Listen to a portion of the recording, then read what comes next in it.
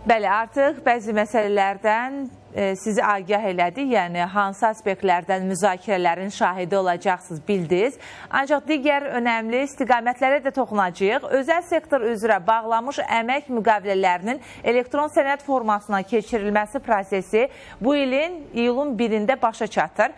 Proses vətəndaşlar üçün nə dərəcədə əlverişli olacaq? Zeynəb Nadirova müsahibi vasitəsilə bizi məlumatlandıracaq. Zeynəb, hər vaxtın xeyir olsun. Bir daha hər vaxtınız xeyir olsun Çinarə. Bəli, Əmək və Əhalinin Sosial Müdafiəsi Nazirliyi yanında Dövlət Əmək Müfəttişliyi Xidmətindən yeni məlumatımız var. İlkin girişi siz etdiniz.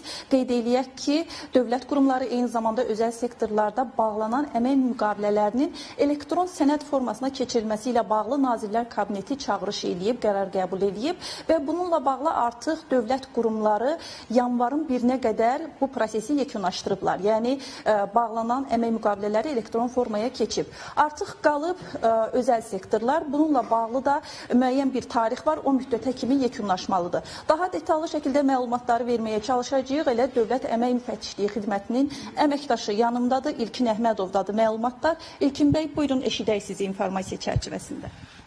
Azərbaycan Respublikası Prezidentinin 2024-cü il 12 avqust tarixli fərmanına əsasən əmək münasibətləri və məşğulluq sahəsində bir sıra dəyişikliklər edilmişdir.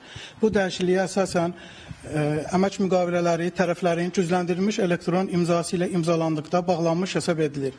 İşə götürənlər tərəfindən əmək müqavilələrinin elektron sənəd formasına keçirilməsi mərhələlərinin müəyyən edilməsi haqqında Nazirlər Kabineti qərar qəbul etmişdir.